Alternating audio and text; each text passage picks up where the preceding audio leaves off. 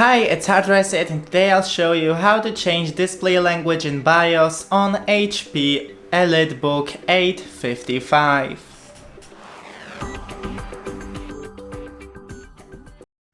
So first, open the BIOS. The video of how to do it is on our channel. The button is Escape.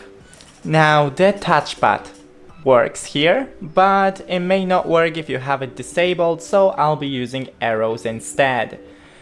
Go into the advanced with arrow right arrow.